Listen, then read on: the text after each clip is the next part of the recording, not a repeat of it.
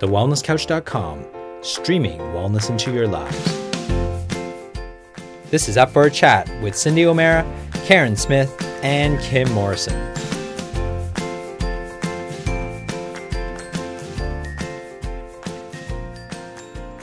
Here we are, up for a chat about the hottest topics that are important to you, inspiring you to awaken the change within. I'm Carren Smith. I'm Kim Morrison. And I'm Cyndi O'Meara.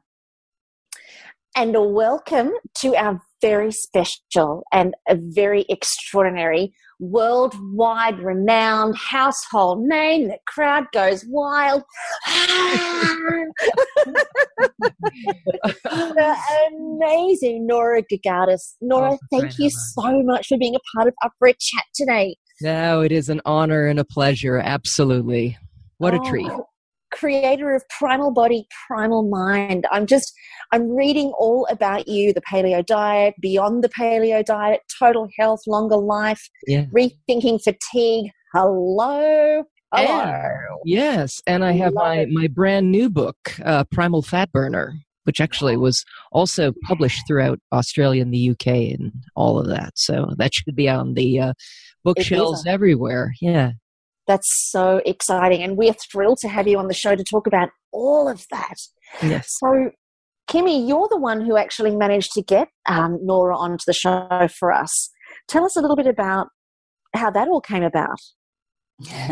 So I have always followed Nora because of Cyndi, so we're all a bit groupie-ish here. But I think where I really got to experience Nora firsthand was in Auckland, when we were on the Pete Evans tour. And when Nora was up on stage, I went all squidgy in the knees and thought, how can I possibly follow that? And I didn't really know. My role was only small on the Pete Evans tour, but after listening to Nora, not only did I get to hear her wealth of knowledge, particularly around eating, and very much so around the power of food and whole food, but we also got to chat afterwards. And I don't know, I feel like I have it was like meeting another soul sister. It was like meeting a beautiful friend that I'd known for a long time. Yeah, we sort of bonded. We did. And from there, I was like, I want to get to know her more. And we got to play again in Wellington. And you may not know this, Nora, but my daughter was at the back of the room while you were speaking on stage in Wellington. And Taylor has been a vegetarian or had not eaten a lot of meat at all for a long time. And she was a ballerina. And I don't eat red meat, but I've always eaten chicken and fish, and I've always thought that she was she was low in iron, and there was all sorts of things around her diet, and being such a performer, dancing 20 to 35 hours a week on top of school and everything. And it was something you said in your talk, and she can't quite pinpoint it, but it was certainly around teenage women, teenage girls, and the relationship to eating whole food. And you weren't just focusing specifically on meat, but you were talking around the power of how certain foods have certain effects on us throughout our hormonal life. And she went away from that, and unbeknown to me, from the next day on, or dinner that night actually, she asked to eat meat. So, and she's been on a mission ever since. So not only do I feel very inspired by you with your knowledge, I love you and your beautiful wife. I love what you're about. I love what you speak about, but I certainly love the way you relate your knowledge. And Cyndi has been a massive fan for a long time, and she was the one that first introduced me to you. So that's how I'm so excited we got to have you. Oh my goodness, what an amazing story. It just blew my socks off. That's great. So Nora, you're amazing. Nora, tell us, how did you get into this? What got you into the health field in the first place? Was it family, continuation, or did you have an illness? How did you do this? How did you get started? Well, yeah, so what got me started in the early, my earliest interest in nutrition basically came from what had been, up to that point, a lifelong struggle with clinical depression, which eventually morphed into, or had added to it both anxiety and panic attacks. So it was, it was quite a struggle. And the depression vacillated between sort of a chronic dysthymia all the way to suicidal ideation. And it was, the early part of my life was really quite a struggle.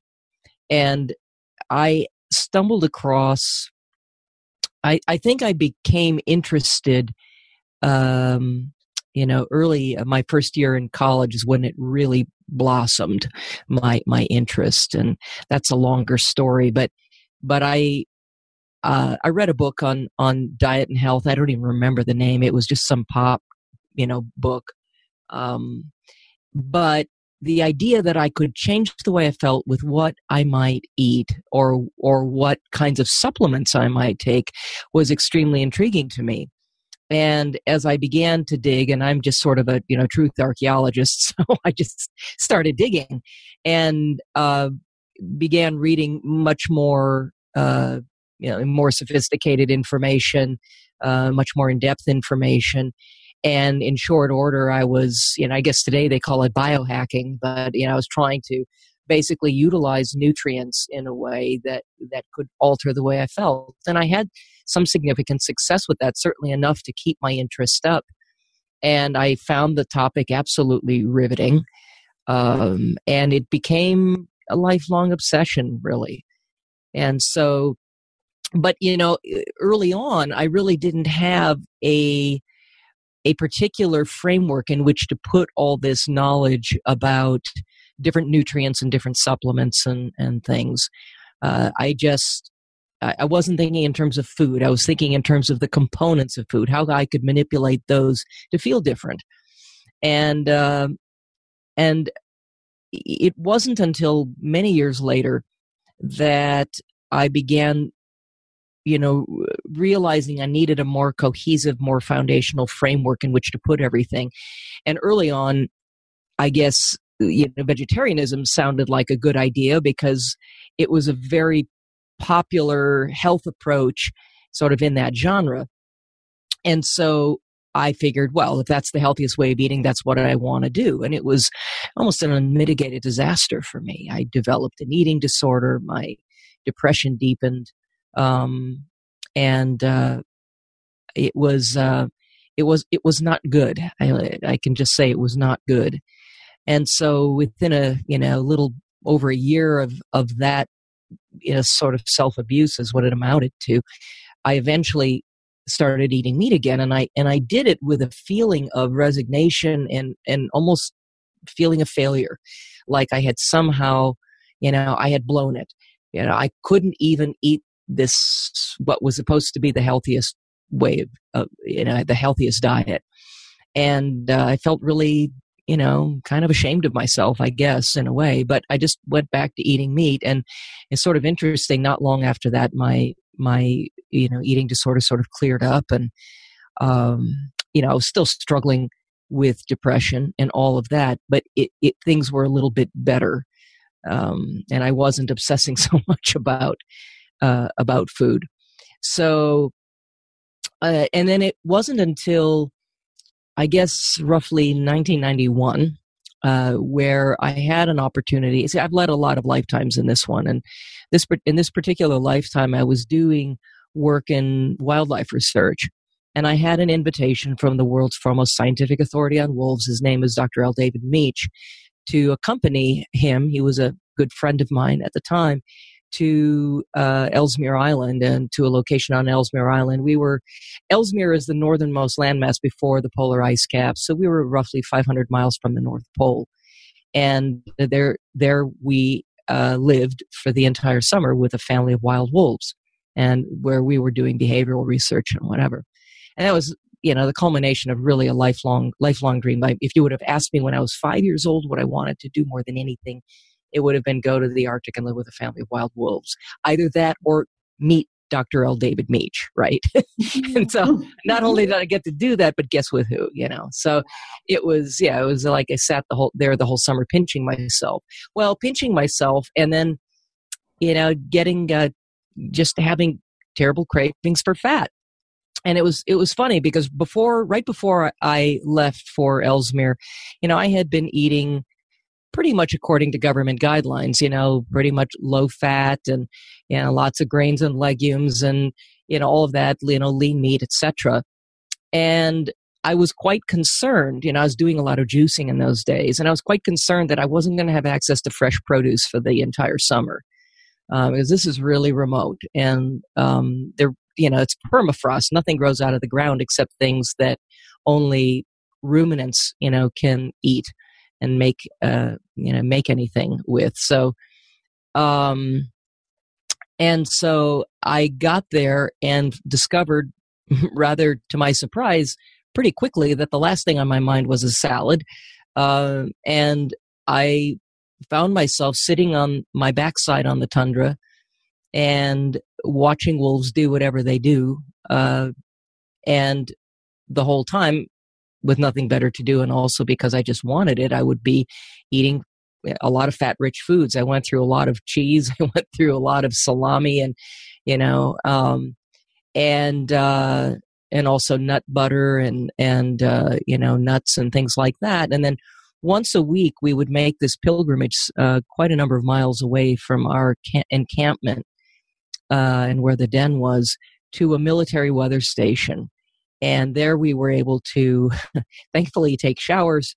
And we were also able to maybe make a 15-minute call home to loved ones and reassure them that we hadn't been eaten by a polar bear. And then I was also told by the officer in charge, a lovely woman from Montreal, her name was Jacinthe Sabarian, I remember that. And anyway, she said, look, if you're interested, our mess hall is open. We always went in the off hours. It was 24-hour daylight, so we always went like 3 a.m, so that we wouldn't disturb what normally went on there during the day. Now, we wouldn't get in the way of anything or whatever. And so everything was really quiet when we went. And she said, look, mess hall's open. If you want, you can go in there. If there's something laying out that looks good to you, by all means, go ahead and have whatever. So after I took my shower and whatever else, I wandered into the mess hall, and there, with the light of heaven shining upon it, was this enormous bowl of butter. And I just immediately made a beeline over to the butter bowl, and right next to it was a loaf of bread, which was sort of incidental, but hey, it was a vehicle for the butter. So I threw the slice or two, and I was still eating crap like that in those days. So I threw a slice or two in the toaster and just slathered the butter on as thick as I could, and just kept eating, and slice after slice of this until I became too embarrassed to continue, and then basically went back to the tundra. And really, we were either sitting on the tundra watching wolves around the den, or if we were following them on their hunts, we used four-wheelers for that. So let's just say there wasn't a lot of exercise. Occasionally, at the end of a day where we decided we were going to get a few hours of shut-eye, sometimes I took a little stroll across the tundra, which was hard to walk on because it was very hummocky, a lot of frost heaving and things like that. And so it was very uneven ground. And I found myself, not going very far doing that. But occasionally I took a little stroll across the tundra. So basically, I sat on my backside all summer long, ate fat-rich foods, and you would have thought I would have ballooned after doing that. But instead, what happened was that I lost about 25 pounds. Wow. And yeah, so, and I understand that there were thermogenic forces at work here. I mean, I was in a cold environment, although I was quite well bundled against the cold and quite comfortable. And we even had a couple of 60-degree Fahrenheit days. I don't know how that translates, to centigrade, but just a little cooler than room temperature, basically. Where what you would consider, but a little cooler than room temperature. So I mean, it wasn't like polar temperatures necessarily, but we did have a lot of freezing days. And like I said, I was well bundled. And so, I know that there was, when you're in the cold, your body's brown fat reserves, which are brown because they're so full of mitochondria, will actively burn white fat, the stuff we typically want less of, for energy. And so clearly some of that was going on, but that wasn't the whole story. And it niggled at me. It's like, how could this be? Because this is exactly the opposite of what should have happened to me. And I also spent time in some of, remote, well, there was a remote Inuit village called Resolute Bay. And there were about 200 residents there. And this was on Cornwallis Island in the Queen Elizabeth High Arctic Archipelago. And they live so remotely, and there's permafrost there too. They can't grow anything. And it's very difficult to get things in and out of there. Once every week or two, there would be a supply plane, a Twin Otter plane would fly in and drop off a few supplies, some prepackaged, processed foods, non-perishables, and maybe a few limp vegetables. But, the so-called grocery store there was very tiny, extremely tiny, and everything was quite expensive. And so people, I think they liked those junk foods, but they couldn't really afford them. And so it was a roughly 80% at least, subsistence lifestyle up there, where they were hunting and fishing and things like that for their food. And it was clear to me, there were like dead frozen seals on people's front lawns because it was natural refrigeration or natural freezer. Did they that eat was any carbs? Did they eat any carbohydrates whatsoever, or was it just blubber, protein, liver? Yeah, fat would have dominated certainly their calories there, but fat and protein and protein and, from both meat and organ meats and things like that. And, that's pretty much about it with the exception of probably some occasional, industrialized food that they were able to maybe have as a treat or something like that. But it just wasn't practical for them to eat a processed food diet, or standard American diet or standard Western diet or whatever. It just wasn't at that time particularly practical. I think now that those foods have genuinely become a very real problem in those communities, especially with the younger generation, the kids. They just want all that stuff. They have satellite TV now, and they can see all the commercials and everybody drinking Coca-Cola and, hey, have a Coke and a smile and a toothless smile. And there was no natural carbohydrate, so they didn't have no. Like I know that there's a tribe in the Pamir, which is the panhandle of Afghanistan, and they live at 14,000 feet, and it's very much a landscape of what you're talking about. But in the summer, they would eat rhubarb and spring onions, and they would trek and buy whole grain and make breads with that whole grain. They would only do that in the summer. So I always wondered, what the Inuits actually consumed, if like they must have had some sort of carbohydrate available to them in the summer in a natural way. I'm not talking about grocery stores, but in a natural way. In the high Arctic, no. There weren't even berries in the summer. And the only plants that grew really could only feed ruminants.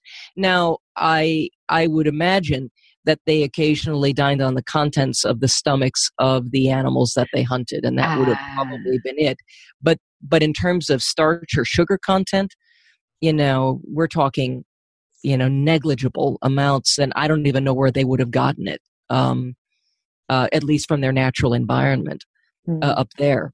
And, this sort of, so, and I didn't see any obesity there. And the kids were, I remember at 1 o'clock in the morning, I'd landed at a very weird hour there, and we kind of dropped everything off at the place we were going to stay, and then we wandered around the town a little bit, and the little kids were out at that hour without any gloves on or whatever, and they're wearing Teenage Mutant Ninja Turtle t-shirts and playing on the monkey bars and whatever, and they saw us and they came running over and all giggly and just very happy, well-adjusted, curious kids, and really funny and sweet, wonderful dispositions, and all this is just sort of the back of my head, the little chipmunks running in the wheel, right? And I'm going, wow, this is when I realized what it was that they had to eat and what they didn't have to eat. It got me thinking, and as I sat on the tundra and for long, hours and, weeks and months that I was there, I realized that there had been human people groups living in this area for more than 10,000 years that we know of, and under similar climatic conditions, and that in fact that landscape would have looked very similar to the northern European landscape during the throes of the last ice age, when Cro-Magnon humans went marching across. And and I thought, how can this be? How could anybody survive without fruits and vegetables? What the heck? And so when I got home, it was just sort of in the back of my head, and then I stumbled across the work of Weston Price, and I'm guessing your listeners have some idea of who he is. Right? Am I correct? Well, they probably know more Sally Fallon and right. And they know her version of all of this. Okay, but they know who he is, right? He was a nutritional pioneer, and during a very unique time in history where we had just developed air travel, but there were still traditional and quite a few thriving primitive so-called societies throughout the world. And I really envy the guy. He was able to, over a period of 10 years, he covered over 100,000 miles and spent time among, the Aborigines in Australia, where you guys, are, and the Maori, and he went to, northern Alaska, and certainly spent some time among the Inuit and other native North American tribes, went to South America, went to Africa, went to some other remote areas in Europe where people had been leading a very pastoral and very isolated lifestyle for a couple thousand years. And he took a look at what they were eating and what their health was doing. And what he found was that wherever people were eating the diet that was the diet of their ancestors in a traditional way, that their health was, uniformly, quite superb, that they were free of disease, free of, generally, mental and emotional illness. They didn't have, he wasn't running into birth defects or anything else. It was kind of amazing. And of course, he's very famous for having taken a lot of pictures of these people groups. And then he also went and he studied members of these different groups who had moved into more industrialized society, and examined them and examined their children, and to see what had happened to their health. And his hypothesis was that he thought that the declining health of modern society might have something to do with the industrialization of the food supply, etc. That was his hypothesis, and he'd heard wonderful things about Native people and their excellent health. And so he set about basically examining that connection, and he found it in spades. So, and you can imagine throughout the world, going from the desert to the Arctic to the jungles and savannas and wherever else, that there would have been a huge difference in ecosystems, huge variety of foods that these primitive or traditional peoples might have eaten, and where they seem to exhibit excellent health. So what certain people have taken away from that message is this whole idea of, well, jerf, right? Just eat real food. And as long as you're eating food in its whole natural state, it's all good. Yeah. But in my mind, I think that people kind of missed a point a little bit. That one of the things that Weston Price did that was very smart, and that for some reason, tends to kind of get sort of glossed over, is he asked himself the very important and very key question: what did all of these different diets where people seem to experience superb health, what did they all have in common? And there were two things that he found that they had in common. Number one, that he was looking for a vegetarian or vegan culture out there. He couldn't find one. He was quite disappointed about that. Yeah. So every single culture that exhibited superb health, they all consumed as many animal source foods as were available to them. But the second thing that they all had in common was that in every case of superb health, the most important foods, the most sacred foods, the foods that were most central to the most sought after, in every single society, were the most fat and fat soluble, nutrient rich. And my takeaway from this is that was those two things outline what is most foundational about, the optimal, whatever the optimal human diet would have to include those two things. And from there, the rest is nuance. From there, various cultures added various things as they had available to them. And if those things were less than optimal, as long as the foundations were in place, they were living in a pristine enough environment and had a robust enough genome that they were able to compensate for things that may have been compromising, like sugars and starches in their diets, for instance.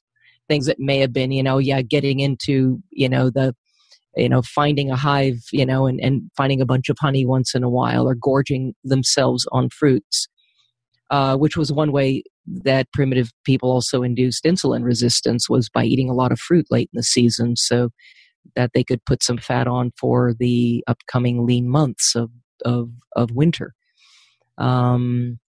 So basically, there's this whole kind of point of view within the whole kind of popular paleo genre, okay? Yep. That as long as something was natural, as long as it grew out of the ground, as long as our ancestors were able to stick it in their mouths and seem to do okay and not drop dead, then it's good enough for us now too. And that as long as we stick to whole foods, and really if that's all you do, if that's your only takeaway, you are going to be ahead of the curve in terms of the standard Western diet. There's no question. You're going to be ahead of the curve if you're eating whole foods. Mm-hmm. However, we are not living in Weston Price's time anymore. We're not living in the world of our ancestors anymore. Heck, we're not even living in the world of our great-grandparents, our grandparents, or even our parents for that matter. We are living in a toxic soup, nowadays, where we have compromised, everything's compromised, air, water, and of course our food supply. And so much of it is adulterated with so many things. And, with each subsequent generation after, once we adopted an agricultural lifestyle, we became demonstrably compromised almost immediately. People claim that, for instance, that our prehistoric ancestors, well, they only lived till they were 40 anyway. So, okay. We are talking about average age of mortality, which includes infant mortality. And the primary cause of death in prehistoric humans was accident and infection. And if you managed to get around the infant mortality thing, the accident and infection thing, you stood a chance of living every bit as long as anyone does today, but without the afflictions, the maladies, the loss, extreme loss of function, dementia, and everything else that is so common in today's modern population, in modern aging populations. But so but when we adopted agriculture, that average life expectancy literally dropped in half. And nobody was actually living longer than about 25 years until the end of the 18th century. And so, agriculture didn't exactly bring us, holy grail of health and vitality. We began developing the earliest signs of the diseases of Western civilization at that time. And it's been a slippery slope ever since. And then, God forbid, the Industrial Revolution, a couple hundred years ago, basically, accelerated that whole process of degradation of health and increased, birth defects and increased problems with both mental and physical health, and increasing issues with metabolic issues like obesity, development of things like diabetes and cancers and all kinds of things. And now, it's like 30 is the new 45 nowadays. And for the first time in the last couple of years, children are no longer expected to live as long as their parents. So, and 30 is the new 45 with respect to onsetting, the age at which disease is expected to onset. But you don't even have to be 30 to see the signs of these things. You see obese children everywhere. And you see teenagers with autoimmune diseases. We've got in Australia alone, we have cancer in children under the age of 5 that is the biggest killer, brain tumours. So Nora, I'm yes. right where you are. I agree with you all the way. I feel we have just destroyed our ability to be healthy because of the industrialized and our the industrialization of food and our agricultural practices. Right. Yeah. So we don't have the same wiggle room that our prehistoric ancestors had, that the people in Weston Price's time had. We just don't have the same wiggle room. And so when I, started, when I first found Weston Price's work, all right. When I first found his work, I realized that, okay, I'm onto something here. There's something really important, but it didn't go back far enough for me, because it seemed to me that if I could find what was most consistently available as food to our most ancient, predecessors, the kinds of foods that would have been most consistently available throughout our evolutionary development would have been the foods that would have shaped our physiological makeup, that would have shaped our basic nutritional requirements. And to me, that seemed like the only rational starting place, because I knew that the world was a totally different place prior to 10,000 years ago, roughly 10,000 years ago. What we think of as the Ice Age, which I realized was a whole different set of affairs where you are in Australia, but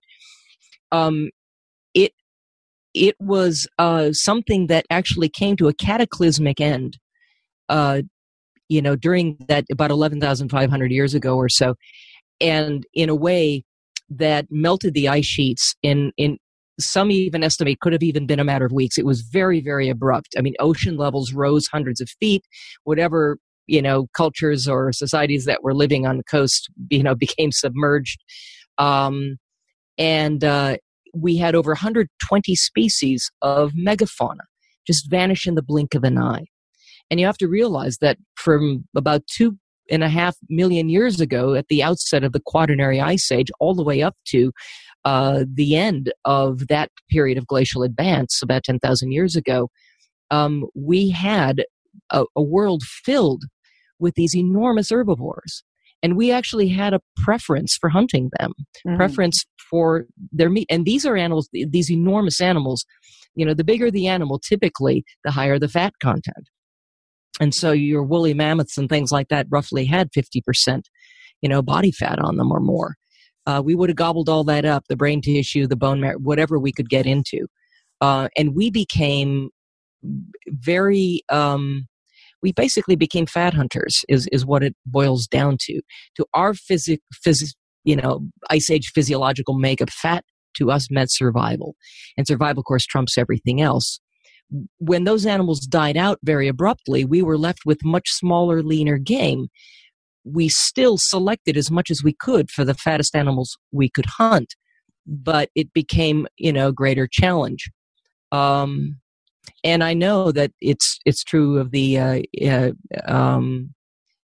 Dr. Sophus Lumholtz, I believe, was an anthropologist who studied the Aborigines way back when, in the 1920s, 1930s, and he found that they just had an obsession with dietary fat. That was what they went after.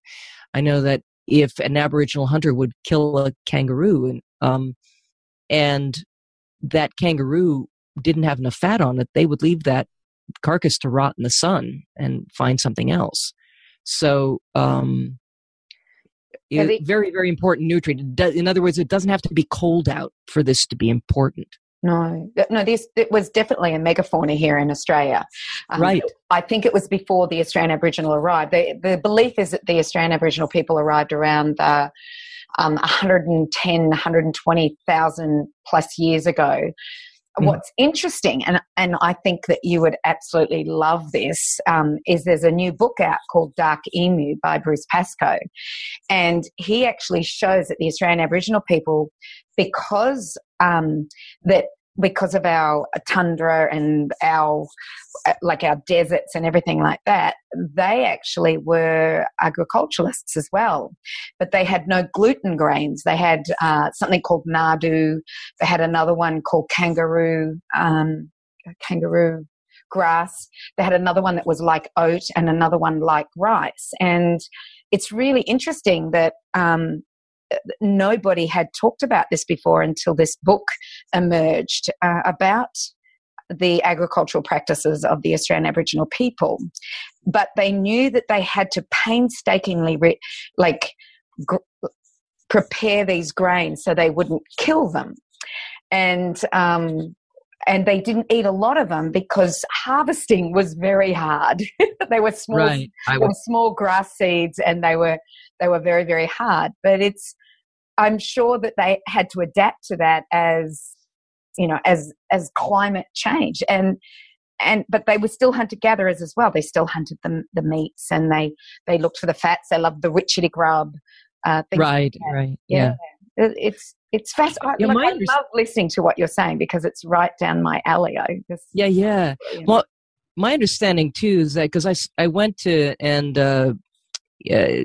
Uluru and spent a little time around there, and I was speaking to one of the kind of local experts or whatever, and he was saying that the Pitjantjatjara people there, that they consumed a total of maybe about a tablespoon of sugar per year. Yeah. And a lot of it just, there are these yellow flowers, I forget what they're called, and they're absolutely gorgeous. And they would maybe honey flowers, they call them, or whatever, because the dew on the flowers of the nectar was very sweet, and they would suck on those flowers. But it was a negligible amount of sugar that they got in their diets. Oh, that was the fruit salad plant. I think they call it the fruit salad plant because it was so sweet. Okay, they didn't call it that when I was there, but it could be that's another common name for it. That wasn't what they told me, but they were beautiful, beautiful yellow flowers. I remember that. I got some beautiful pictures of them. But yeah, and they would have dug up tubers and things like that. But you have to realize that these wild tubers and whatever, much more fibrous than whatever it is that we cultivate now and are sold in the grocery stores. And wild plants also, as you point out, the thing about plants is, they've been around a lot longer than we have, and they are expert chemists. And if if something comes and threatens them, you go to eat them. They have chemicals that know how to mess you up, that can mess with your endocrine system, that can, or have toxic alkaloids that can kill you or make you extremely ill. And so, it was a much trickier matter eating plants. Not just in Australia, but anywhere, in the world where plants grew, that plant-based foods are kind of labor-intensive. You have to know them very, very well. You have to know what parts are edible when. Very frequently, they require extensive cooking in order to help neutralize some of the compounds, some, not necessarily all. And and what you get out of that calorically is negligible. So not a big return on effort. Where on the other hand, obviously, animal source foods would have been incredibly nutrient dense. And, I've spent time in all sorts of remote wilderness locations. It's just kind of what I do or what I've done in the past. And lots of time on my own in remote areas. And if it's cold or rainy outside or whatever have you, the last thing you're thinking of is a salad. you want, or some sort of pan-seared tofu cutlet or something. You really want something you can sink your teeth into. You want nutrient density. No, I have to say that you actually, quite frankly, Bear Grylls comes to mind when I hear conversations. And, Cyndi is our Bear Grylls, which is quite understandable as to why you two have gone down this beautiful romantic journey around this incredible journey. But what I want to know is, if you are out in the wild and you are like that, like, do you then lose the thought of an animal you don't want to hurt or kill something, you just want to eat it? It's like, tell me what that's like when you're out in the wild. What do you mean when you say you want something nutrient dense? I'm just wondering if I'd starve. I mean, wherever I've been out in the wilderness, I've typically brought food with me. So, I've not been in a situation where I've been particularly desperate. Although when I was on Ellesmere, we did occasionally hunt. There are these very large rabbits, like Arctic hare, they call them. They weigh like 12 pounds a piece, and we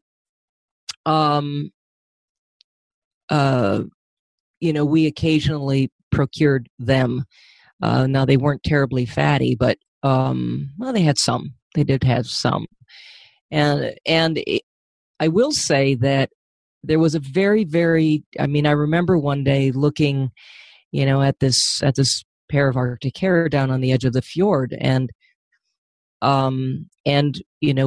we shot them, because number one, we needed to eat, but also, Dave was doing certain experiments and that were actually kind of interesting with the wolves, with different parts of these rabbits. But anyway, it was a very, very different experience. Eating a meal, eating that meal. I remember that night we cooked up some of the meat, and I had just been looking, in the eyes of these things earlier in the day.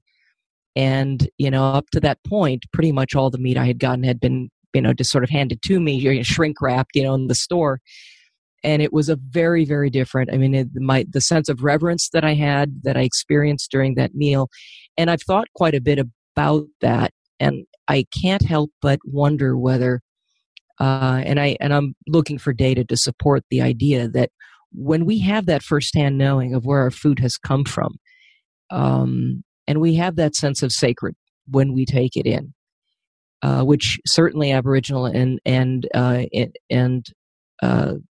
Indigenous people throughout the world, I think, experience a deep reverence for life, and in those moments of taking a life and then taking the life force of that animal into their own bodies, that it's got to be different somehow in terms of how your body handles that food with the state of mind that you're in when you actually consume it.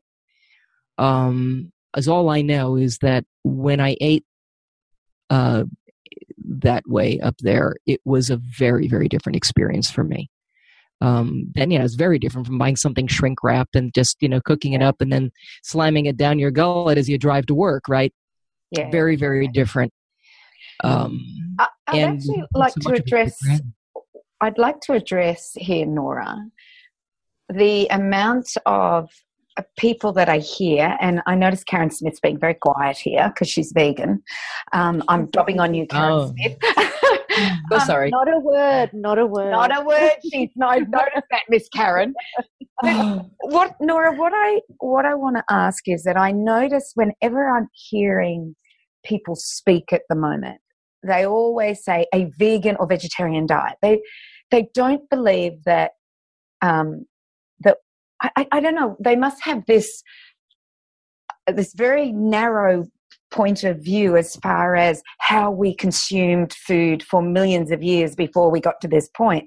And everybody thinks that this vegan and vegetarian way of eating is, I guess vegetarian being that they still eat animal products. So we do know the Hindus have done that for 5,000 years.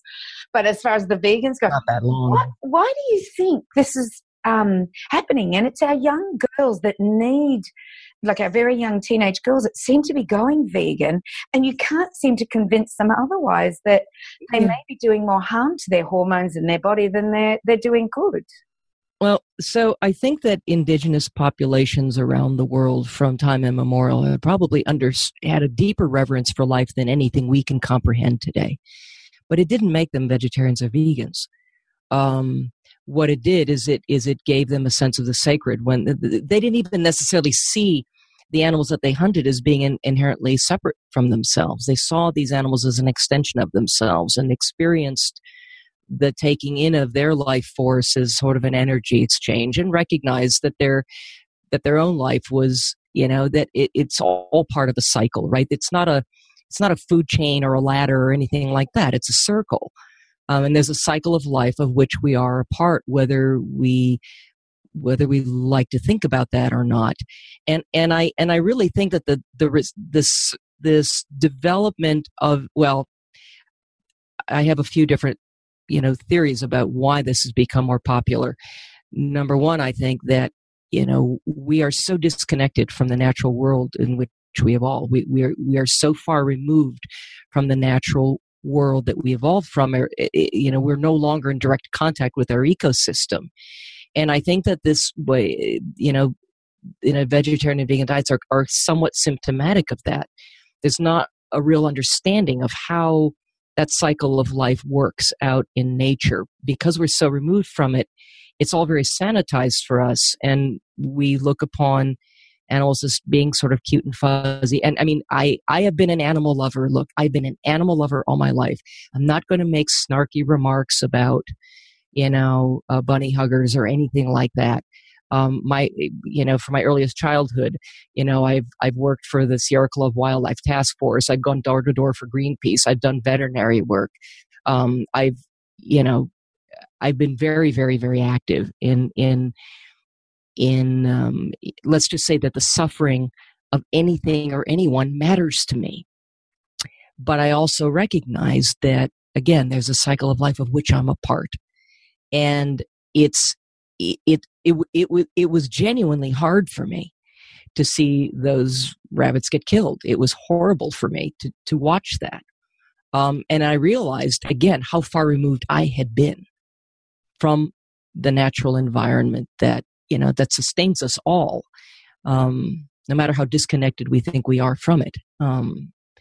We are of this earth, and it's it's a rite of passage, I guess, in a way.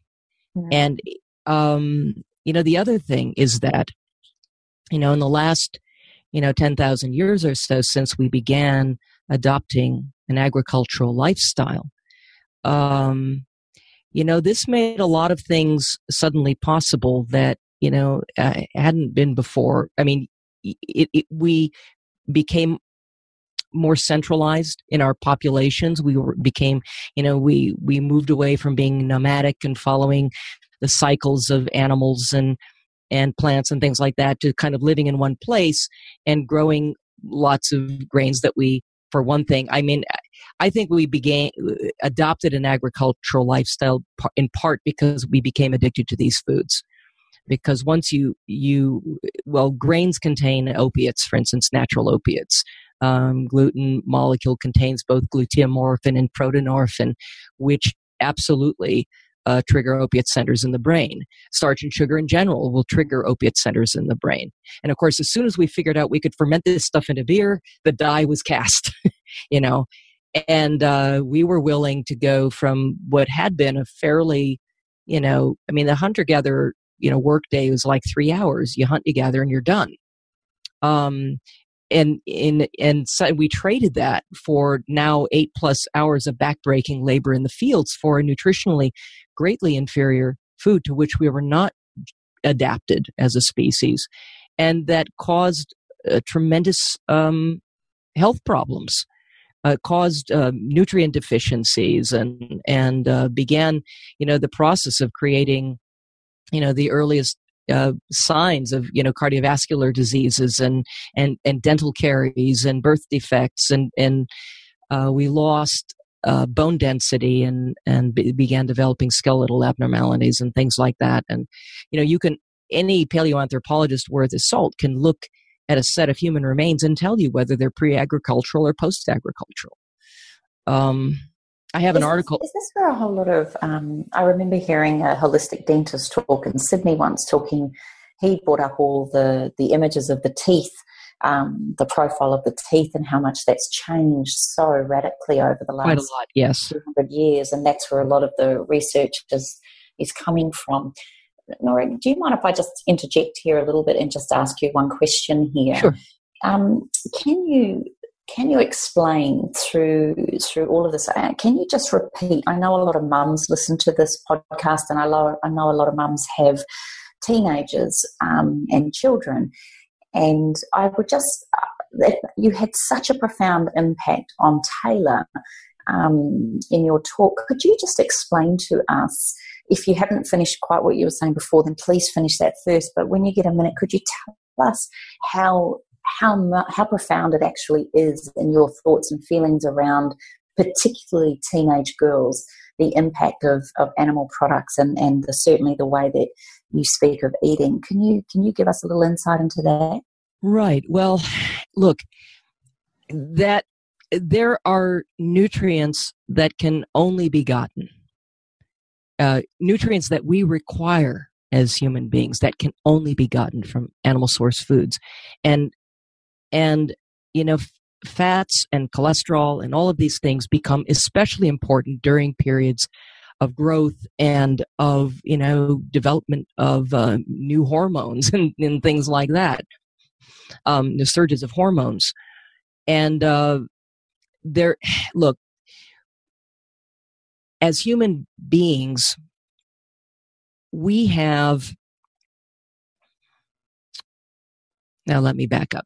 So think about the animals that are actually designed to eat a plant-based diet, okay? The majority of them have 4 stomachs, but they basically have, and what are they doing all day long? Their faces are in the grass, they're in the trees, they're in the bushes. They have to eat all day long constantly in order to be able to meet their nutrient requirements and their caloric requirements.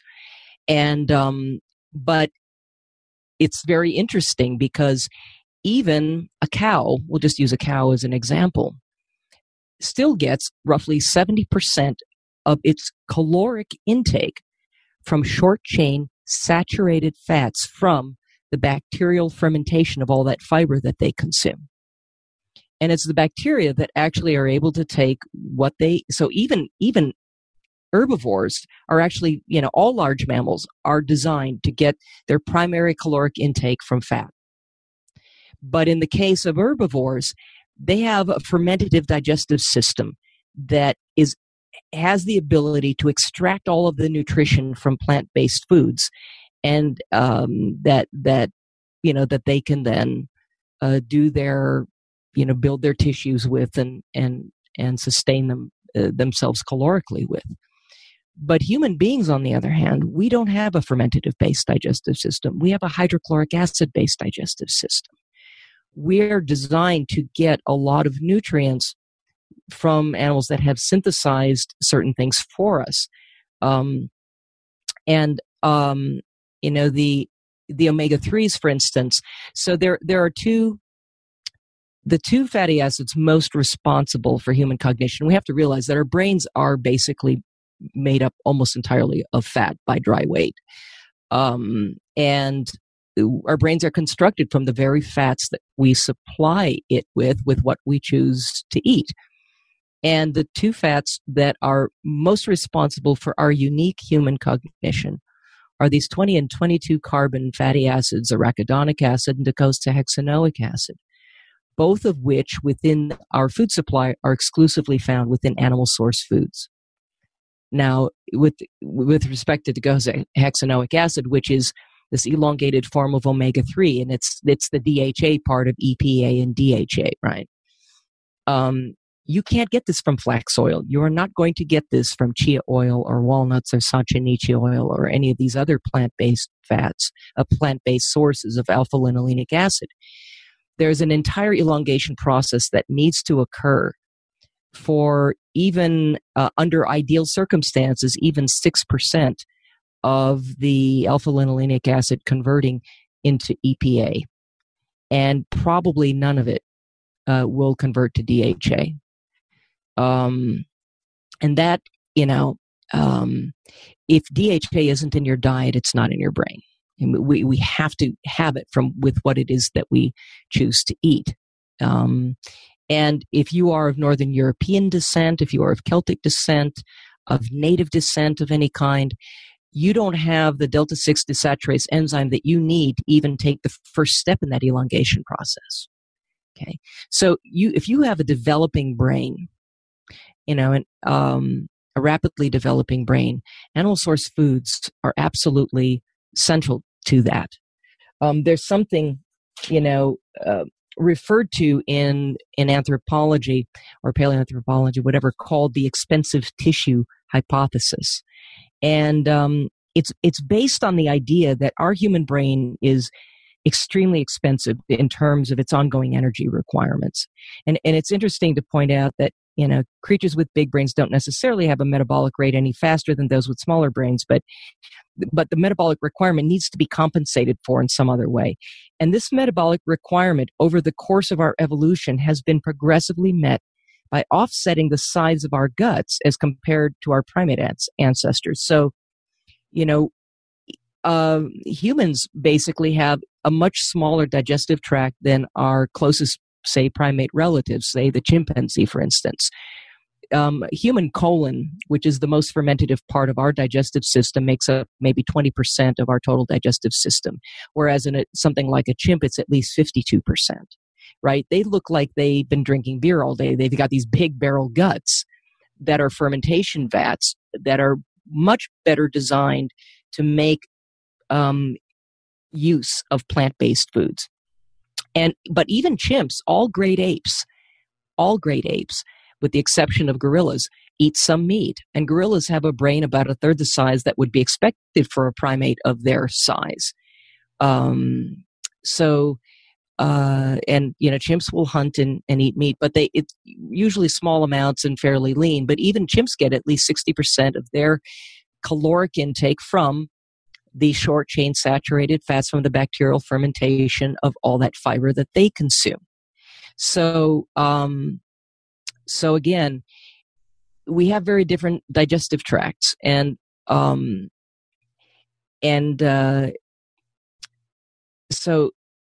humans, we have a very greatly shortened large intestine and a significantly lengthened small intestine that designs us to get our primary nutritional and neurological needs met by directly consuming a much more nutrient-dense diet that's rich in a variety of fats. Now, again, we also have a hydrochloric acid-based digestive system versus that fermentative-based digestive system that is had by herbivores. We are really literally incapable of extracting all of the potential nutrition contained within plants in a way that allows for all of our nutritional needs. And, there's a very strong correlation between brain size and dietary nutrient density relative to the available, available fats capable of giving rise to sophisticated cognition. So, yeah. All right. Now, I have a question for you, because obviously your brain and your cognition is unbelievable, Nora. Oh, I'm just into this. Oh, yeah. I want to know what you eat. I want to know what you eat. I'm sure. Is that what you're thinking, Kim? What does she eat? Yeah. I eat Twinkies. Yeah, Twinkies. No,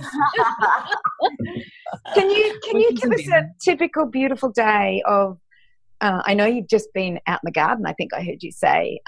Well, no, I was out doing some other things in the yard. But yeah, no, not, although there is a vegetable garden out there, but we're a long ways toward harvesting any of it. We're still in springtime here. Yeah. But it's finally gorgeous out. Oh my gosh, everything's in bloom. It's glorious. So, I may or may not have anything for breakfast, and breakfast could be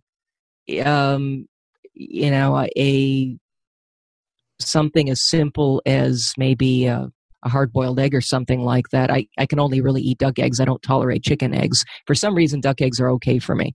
So I lucked out there. But I don't get to eat those in the wintertime here because ducks don't seem to lay eggs in the wintertime. So I'm looking forward to having my first, small omelet or whatever. But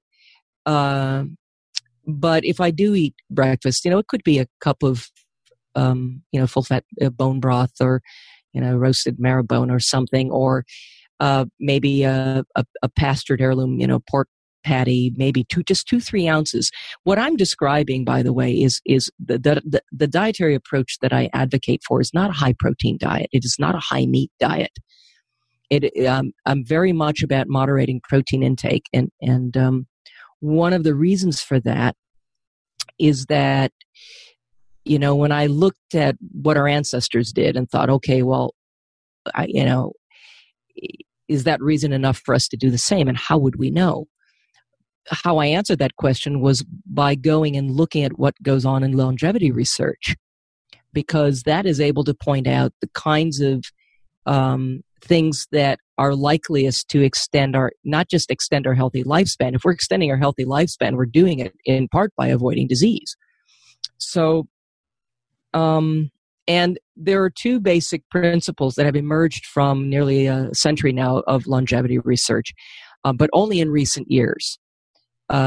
Nearly a century of longevity research has come up with the idea that caloric restriction is somehow something that improves our healthy lifespan.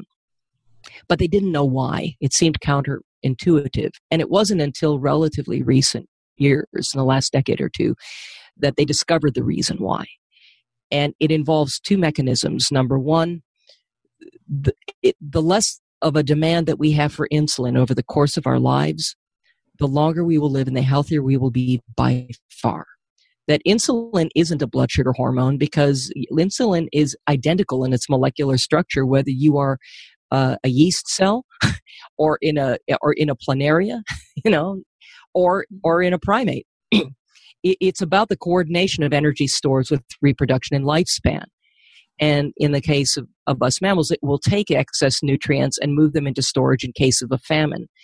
Well, of the 3 major macronutrients, proteins, fats, and carbohydrates, the only one for which there is no scientifically established human dietary requirement, not in any medical textbook, not in any textbook of human physiology, is carbohydrates. We can manufacture all the glucose that we need, that our body might need, and which isn't much, by the way, from a combination of protein and fat in the diet. And so we really have no actual requirements for sugar or starch in any manner, shape, or form. There's nobody wandering around in the world with a carbohydrate deficiency. There is such a thing as having an essential fatty acid deficiency. There's such a thing as having an amino acid deficiency. No such thing as having a carbohydrate deficiency. So, so in my mind, the fact that it isn't required anyway, and that anything, we know that, the carbohydrates, because they're not required, virtually every molecule of carbohydrate that we consume, sugar or starch, is basically considered excess. And so whatever we can't immediately use as rocket fuel to outrun some apparent threat or exert ourselves in some extreme way is going to get squirreled away in some way, shape, or form. First, if it's a small amount, maybe in the form of glycogen in your liver and your muscles. But if you, eat enough of it, and it doesn't take that much more, because we don't have that much room, more than about a couple thousand calories worth really for glycogen. If we eat much more of it, then your liver is going to convert that into triglycerides, blood fats. And then it's going to get squirreled away in places that a lot of people would probably rather not have it. And so, so that's why we associate insulin with blood sugar. But sugar in and of itself, it auto-oxidizes, it creates an inflammatory response, and it generates free radical activity.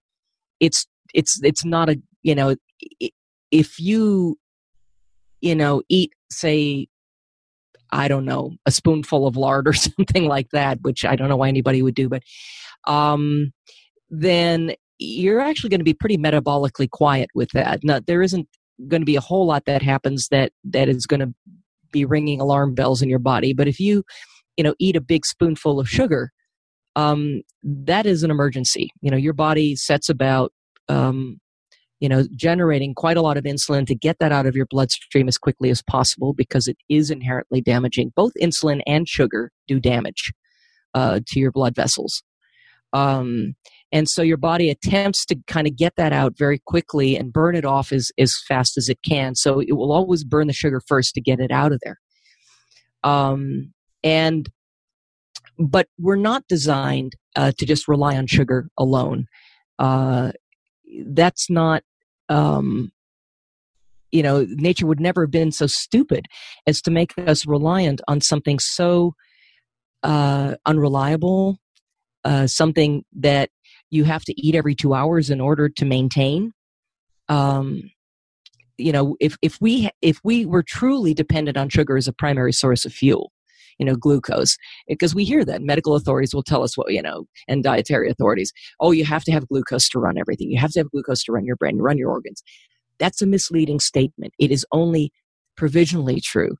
It is only true if you have cultivated a rather unnatural, I might add, dependence on sugar as a primary source of fuel by what you choose to eat, by a diet that's high in carbohydrates. But and sugar is basically rocket fuel. Those complex carbs that they tell you should be the base of the food pyramid and all of that. Those are basically, let's say, your brown rice and your beans and your sweet potatoes and things like that. They're the metabolic, or they're the equivalent of, say, twigs on your metabolic fire. And then your white rice and your bread and your pasta and your white potatoes and things like that. That's like crumpled up paper on that metabolic fire. And then you have things like, sugary beverages and juice and alcoholic beverages and things like that are quite a bit more like lighter fluid or gasoline on that metabolic fire. Now, if all you had was kindling to heat your house with, assuming it ever gets cold in Australia and you have a wood stove, and all you have is kindling, to heat your house with, you can do it. And guess what? 98 or more % of the general population does it exactly that way. But what are you actually doing? You're sitting there with the door of the stove open, and you're constantly reaching for that next handful of kindling to keep the fire going. It becomes a preoccupation, and you can never wander too far away, in body or mind from that kindling to keep that fire going, or else it's not happy consequences. And so, but what's the alternative to this?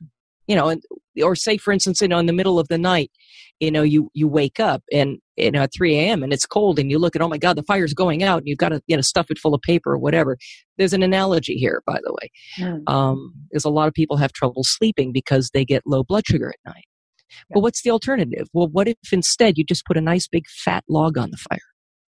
And all of a sudden now you're free to go about your business and to do this or that. You're not preoccupied with it. You sleep through the night. You wake up in the morning. You look in the wood stove and, oh yeah, the fire's burning down. I guess I'll just throw another log on. That's freedom. And when you're eating, periodically, you may get hungry, but you're not going to suffer constant cravings. And you're not going to be constantly reaching for something to stuff in your face just because you have to keep your blood sugar up or else.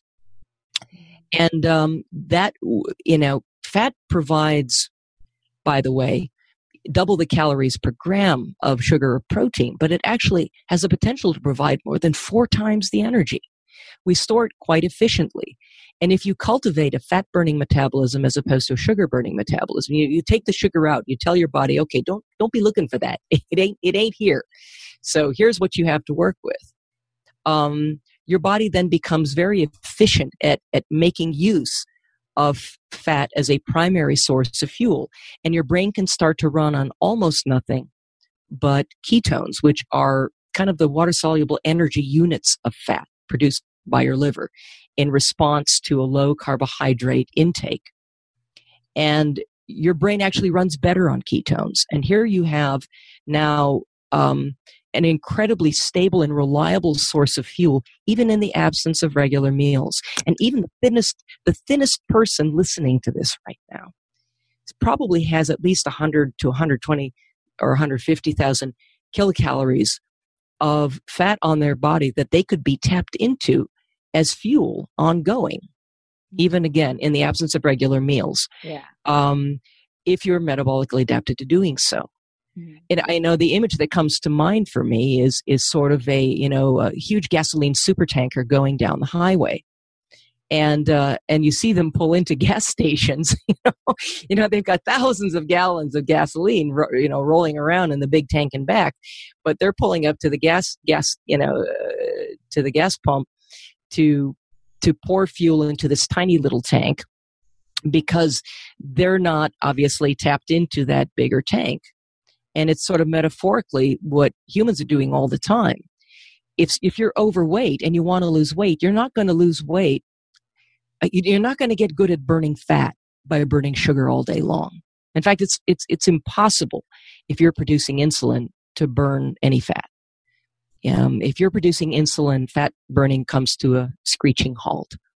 So, you don't get good at playing tennis all day, or at playing tennis by playing golf all day long.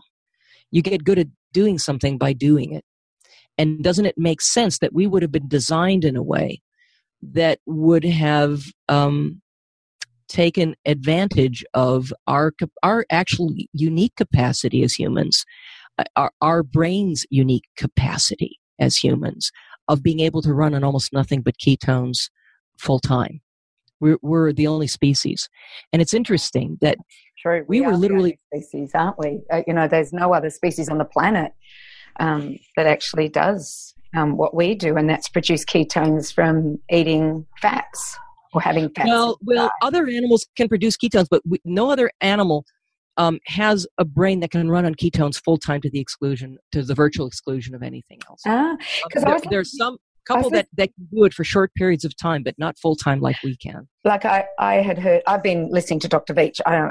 He's a specialist in ketones, and he was saying the only other animal that does it is a lactating cow, but they don't even do it for the reasons we do it. So right, exactly. I find that absolutely fascinating. Yeah, I do too. And not only that, but we're literally born into this world in a state of ketosis.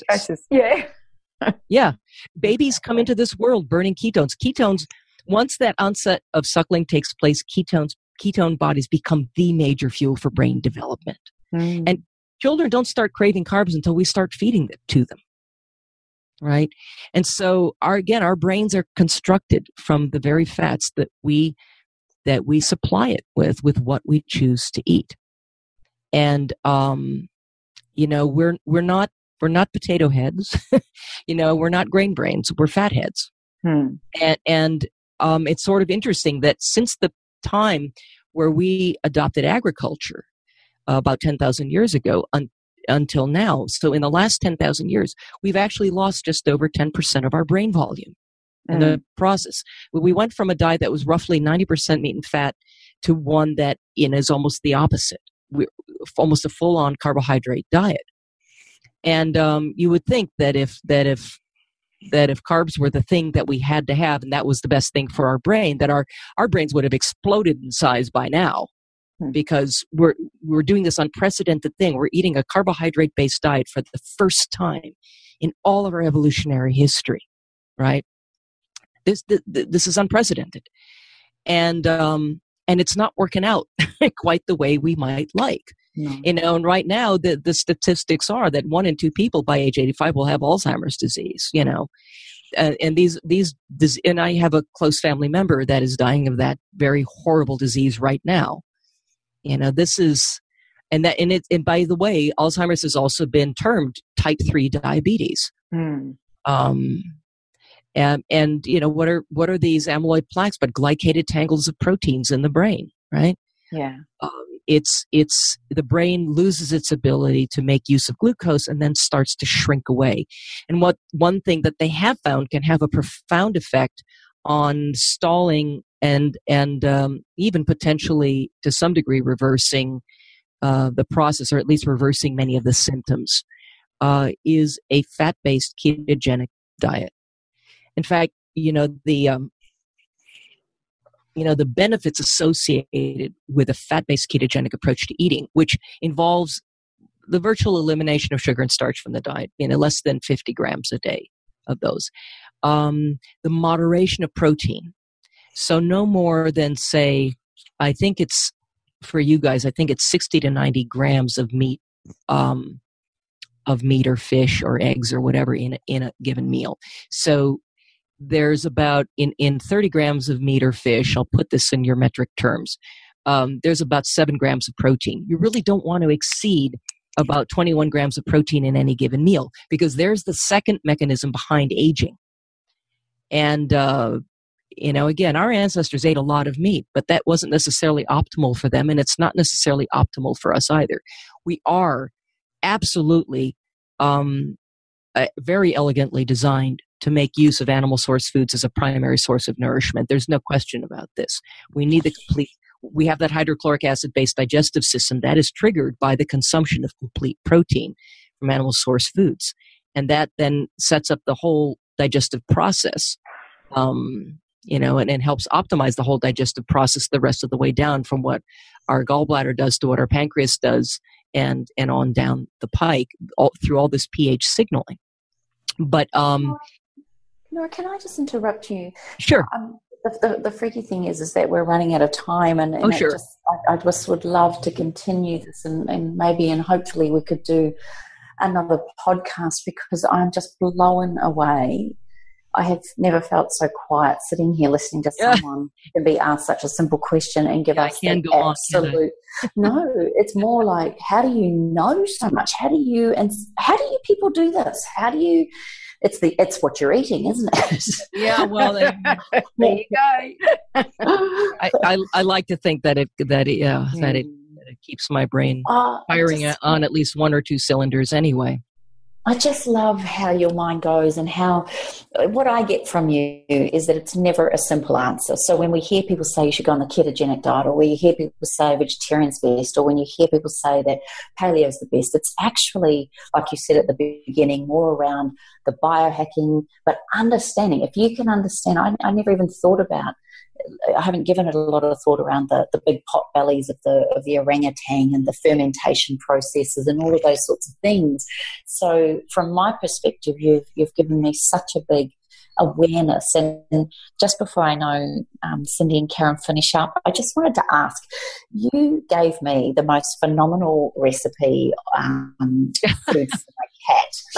And I just want you to know that my cat is besotted with it, and I'm wondering if you wouldn't mind if we can put that recipe into our show notes with this. Would that be a possibility? I tell you what I'll do is, I was sort of inspired after I gave you that recipe to actually write it down, and there was something I had forgotten actually to add to it for. Oh, will you send it back to us? So there is, on my blog, you go to primalbody-primalmind.com, and you see the tab at the top. You click on blog, and if you scroll down, you'll see the article titled "My Cat Eats Paleo," and it's actually an article I wrote entirely about my cat, which I had a lot of fun writing. Actually, it's very different from my typical writing. I was laughing myself as I wrote it. And so you get to see my cat and how he looks at 13 years of age and going on 14. And anyway, he's gorgeous and amazing. He still plays like a kitten, and he never goes to the vet ever. Hasn't been to the vet since before I brought him home. And he hasn't needed it, and knock on wood, he won't. So my goal is to keep him happy and healthy, so that he won't need that, and so that he lives the longest possible lifespan. And so I've basically been feeding him a raw food diet since he first came home. And you can read all about it in my blog post, and the recipe is there. Well, we'll put the link into the show notes. Can you tell everybody how they can get a hold of your new book and your website and anything? Are you coming to Australia again? Yeah, I'm hoping to plan something for around the end of the year, and that's something we can I don't know, talk about offline a little bit. I'm trying to kind of coordinate some different things, talk to some different people, get something set up. And so that's a possibility, but I don't have any hard dates yet. So my primary website is primalbody-primalmind.com. And I also have recently created a new educational program. And I call that educational program Primal Restoration. And it's all about basically providing people with all of the sort of the educational details so that they can, well, it'll certainly help people make the most of what they have read in my books and whatever, and heard on podcasts like this or whatever. But very, very foundational information about health and well-being from a whole variety of perspectives, talking about blood sugar, talking about, ketosis, talking about detoxification, talking about, brain and mental health, and a whole host of other, of topics that, that are issues for people, autoimmunity, all of these kinds of things. And it's a repository of an enormous amount of information. Some, I dare say, you're not likely to find anyplace else. And it's really, I'm very passionate about it, and I have quite a number of people that are taking the course right now and are absolutely loving it. And it's just a very rich amount of information. If you happen to be a nutritional therapist, actually, you can also get continuing education credits by taking the course, and it's a weekly class that's ongoing. So, and you can go to primalrestoration.com. Actually, I'll tell for your viewers, if your viewers or your listeners, I should say, go to primalnora.com. You can get just for the month of May, you can get the first 2 weeks for free. So there's that. So that's a great offer. That's an awesome offer, Nora. Yeah. So beautiful. Thank you so much. I think our listeners will be thrilled to get access to something like that. I think this has been, obviously I haven't had a great deal to contribute because it's, it's very different. It's a very different approach, but it's fascinating to be on the receiving end. You're very kind. You're very. Yeah. No. Well, see, for me, it's a way of life. I don't ascribe to any of the infighting that goes on between people's views around what's right and what's wrong. I think people must do their own research and people must be educated. And I love that today's podcast has been nothing but that.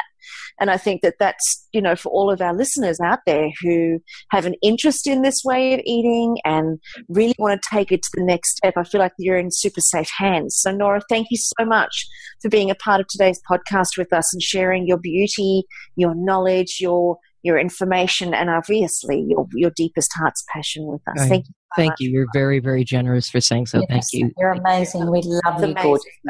Thanks, Kim and Cyndi. You guys are great. And by the way, I do want to leave everybody with the thought that all of this is predicated on an absolutely unwavering emphasis on food quality.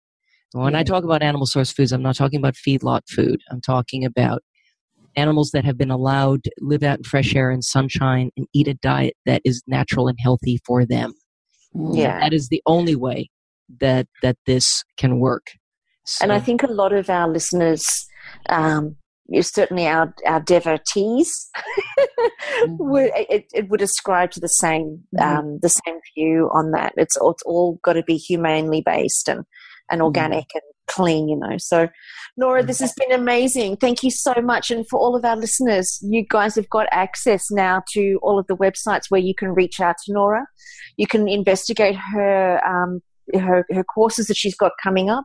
And it would be great to be able to have Nora back on the show. So please go to our website at our Facebook page at allthews.facebook.com/up for a chat, and make sure that you post any questions that you have there or any comments that you have about today's podcast. Make sure that you post them right there on our Facebook page so that then we've got all of your questions and all of your inquiries to be able to forearm Nora for her next what should we call it? Next installment of awesomeness. So when she comes back on the Up for a Chat. Guys, you can also go to allthews.thewellnesscouch.com/up for a chat, and you can certainly post your comments and your questions right there as well. So thank you, everybody, for tuning in to another amazing podcast where we bring you all of the good shiz bang, all the brilliant minds, all the incredibly researched facts and information where you get to then go ahead and make some seriously informed decisions that can enhance your performance and enhance your life on a really profound level. Thanks for being a part of the Up for a Chat show. Make sure that you give us a 5-star rating when you go to iTunes, and we're going to see you right here next week on Up for a Chat. Don't forget, tell everybody that you know about Up for a Chat. Let's get the whole world listening to this show. It's time to up level, my friends.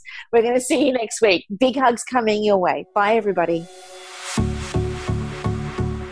This has been a production of TheWellnessCouch.com. Check us out on Facebook and join in the conversation on Facebook.com/TheWellnessCouch. Subscribe to each show on iTunes and check us out on Twitter. The Wellness Couch, streaming wellness into your lives. Whilst the Wellness Couch presenter endeavor to provide accurate and helpful information to their listeners, these podcasts cannot take into account individual circumstances and are not intended to be a substitute for health and medical advice from a qualified health professional. You should always seek the advice of a qualified health professional before acting on any of the information provided by any of the Wellness Couch podcasts.